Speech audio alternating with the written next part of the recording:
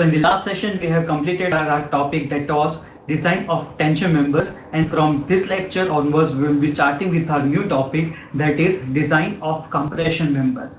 As the name itself suggests, that we will be dealing with the compression members, that is either struts or columns. And struts and columns you have already seen in the previous semesters. So just going to a brief overlook of what is strut and what is a column. So here our whole chapter is divided into 4 portions. The main portion will be of strut and column, but it will be divided into furthermore 2 topics, that is analysis of strut, design of strut, and same pertaining to column, that will be analysis of columns and design of columns. And if you see a question bank itself, this is the most asked chapter is from your steel content. Clear?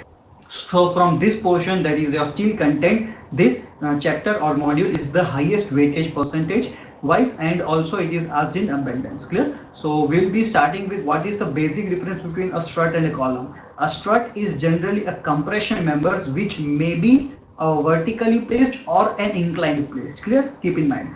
Whereas a column is to be a vertical member. Column cannot be an inclined member. So whenever it is being said that a strut is being performed or a strut is being designed, it can be a vertical member also or an inclined member also. Whereas column is always should be a vertical member. This is the basic difference between a strut and column. And regarding the size or section, we will be always seeing the angle sections for struts, whereas the remaining all steel sections can be used for our columns. Clear? So for struts we'll be only using angle sections, and for columns we'll be using the rest of the steel sections. So today onwards we'll be starting with our first topic, that is a strut, and we'll be starting with the analysis portion. So analysis of a strut. Clear? So here the question is, determine the compressive strength of a single ISA 100 x 100 x 8 at 12.1 kg per meter. This is its weight being given, with the length of member 2.5 meter length is mentioned. The ends of members are hinged. Assume that the load is applied concentrically to the angle. What are the basic differences between the cases we'll be seeing later on, and we'll be asked to take Fi equal to 250 megapascal. So this is our question. First we will be moving upon the IS code, that what references and what clause numbers we'll be looking upon. So first pause this video and move on to page number 34 of your IS code. On your page number 34 you can see here section 7. Section 7, that is design of compression members. So our whole module or entire chapter will be covered in this portion, that is design of compression members. It comprises of nearly 12 to 13 pages. We'll be seeing every page in our whole topic that we'll be discussing in the next few lectures. So for that we'll be always discussing this section, that is section 7, design of compression members. And here you can see that the equation is been mentioned, PD, that is our design compressive load. So PD equal to AEFCD. It is just one equation that we'll be solving, but to find these cases there are numerous other equations that we'll be using that. So for example, if you see here, PD, that is our design load, AE, that is our effective area of the section, FCD, that is our design compressive stress. Clear? Keep in mind, it is a design compressive stress, and to find this design compressive stress, the equation is being mentioned here. So in these cases equations are being mentioned in the same page or in the respective pages only, but to find a particular equation you need to find 3 more equations for it. It is a lengthier sum, but it is very easy as per other chapters are being concerned. Yeah? So here FCD can be solved by this equation, but again to find FCD you may require, or you always require, the value of lambda and phi. So for finding FCD you need to find this term, that is lambda and phi, and again for finding lambda you require this term, that is FCC. So FCC will be calculated from this term. So these all equations are being used to find the term FCD, that is our design compressive stress, and ultimately we'll be getting the load, that is load equal to stress into area. The same equation is being used here. So our ultimate goal in analysis portion will be to find the load. Clear? So this will be our steps or our procedure that we'll be looking upon, and pertaining to this sum, the question is to find the load. That means we need to find the PD, and for that we need AE and FCD, that is cross sectional area or effective area, and FCD, that is our design compressive stress. So first we will be moving upon to finding the value of AE, that is our effective area. And to find AE, and in the section that is a strut. Strut again will be of only angle sections. Keep in mind, clear? So here it is mentioned in our question that it is a single angle of 100 cross 100 cross 8. That means an equal angle is mentioned. So you need to go to your steel table, and from steel table you will be getting this value, that is the value of area and radius of gyration. When we'll be using radius of gyration, we'll be using further work. But from first your steel table, you will be moving on to page number 4 if you are using the above steel table, and then you can see here ISA 100 cross 100 is being mentioned, and the second row is for thickness 8. So in that case, two values are being used. The first value that we'll be using is this area, that is our gross area. Again, keep in mind this value will be of AG, not AE directly, clear? So this will be our total area or gross area, that will be 1539 mm square. And now moving on to the next page, that is your next page, page number 5. Again, it is for the same section. So here in the page number 5, you can see here that for 100 cross 100, various radius of gyrations are mentioned, clear? But we will be always checking the minimum radius of gyration of these values. And for struts and or angles, you can say the minimum radius of gyration will always be RVV, clear? So for struts, we will be always focusing on this column, that will be RVV, that will be our minimum radius of gyration. So for 8 mm thickness, that is this portion, our minimum radius of gyration is 1.95 centimeter, that means 19.5 mm, clear? So these two values will be obtaining from our steel table on the priority basis, and then we'll be moving on to a sum, clear? So now first step will be to find AE, that is effective area. And in the entire chapter, that is whether it will be of a strut or of a column, we'll always find AE by proving the section classification, clear? Keep in mind, whether it will be for a strut or for a column, we'll be always finding our effective area from the section classification. And the section classification can be obtained from our page, that is page number 18, table number 2. So pause this video and move on to page number 18, table number 2. There you can see here it has been mentioned, table 2, limiting width to thickness ratios. Clear? Here plenty of sections are been or elements are being mentioned, but here we are dealing with an angle section. Clear? So from out of this all rows, angle section is being mentioned here. As you can see, this highlighted portion or highlighted row, it says single angle or double angles with component separated and axial compression. This is the must you need to keep in mind. We are dealing with the design of compression members here. So the load will be obviously an axial compressive load. So for a single angle or a double angle, that means for angle sections in a compression load, will be always using this row. Clear? So for that we'll be finding these three ratios. And what are the three ratios? The three ratios will be B by T, D by T and B plus D by T. We'll be finding three ratios. And from this cases, that is class of section. Class of section, this means section classification. So we need to identify whether our section belongs to class 1, whether our section belongs to class 2, or whether our section belongs to class 3. If our section that is given in our question belongs to any of the following classes, that is either class 1, class 2 or class 3, then we can say that effective area will be equal to gross area. Clear? Again, whenever our section falls under any of these three categories, that means whether it will be under class 1, whether it will be under class 2 or whether it will be under class 3, our effective area will be equal to gross area.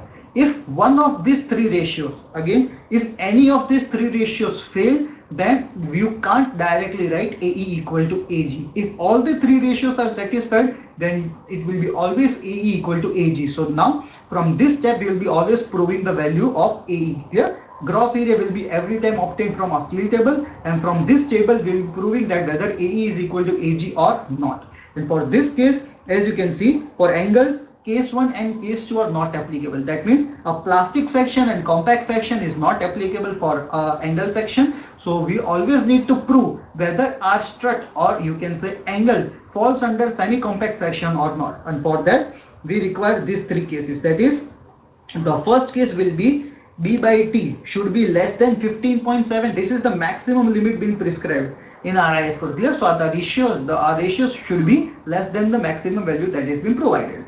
So the ratios comes out to be, first is B by T, second is D by T, and the third is B plus D by T. B will be our leg width or leg length, you can say anything, clear. Our section is an equal angle, so either you take B equal to 100 or D equal to 100, both will be the same. So taking B equal to 100, thickness, that is T, so thickness in this case will be 8. So the first ratio comes out to be 12.5. As it is an equal section, second ratio will be the same, and third ratio will be B plus D by T, that comes out to be 25. Now we need to see from the IS table, that is our IS code, that what is the maximum permissible value. So for B by T, the maximum permissible value is 15.7 epsilon. Now again a question arises, now what is epsilon? And epsilon can be always obtained from this second point of your note. In the same table, as you can see here, second point of your note, epsilon, that is our strain value, can be obtained here. It is 250 by Fy whole raised to half. That means under root 250 by Fy, clear. And in this question, the Fy is mentioned as 250. So 250 divided by 250 will be equal to 1. In 99.9% of our every questions, this epsilon value will be using at 1. Clear? So always keep in mind, epsilon can be obtained from this equation, as you can see in the point number 2 of your note. In our question here, the epsilon value will be equal to 1. So it has been proved that D by T was 12.5, which is less than 15.7. D by T is also less than 15.7, and B plus D by T is less than or equal to. It cannot exceed, but it can be equal to. Clear? So the equation will be less than or equal to. So if all the three cases are satisfied, if all the three cases are satisfied, then and then only you can say that AG equal to AE. So now our second step will be to find the value of effective length. Clear? As it is mentioned, length of member is 2.5. We'll be finding the value of effective length, and effective length can be found from page number 45, table number 11. So we'll be moving on to page number 45, table number 11. Here you can see effective length of a prismatic compression member. Clear? So as we are dealing with a compression member, effective length always can be obtained from this table, that is table number 11. And as you can see here, it is mentioned in question that the ends of member are hinged. Again, ends of member are hinged. So from this given figures, you need to identify that what are the conditions that have been applicable. So here, as it is mentioned, the members are hinged. So we will be focusing on this figure, because in this figure both the ends are being prescribed as hinged. Clear? So for this case, the effective length equation is prescribed as 1.0 L. Clear? So in our case, the value will be equal to KL, that is K will be equal to 1. For first case and second case, K will be equal to 2. For second case, K will be equal to 1. Third case, K will be equal to 1.2. Fourth case, K will be equal to 0.8. And the last case, K will be equal to 0.65 L. So effective length, that is LE, will be equal to K into L. Clear?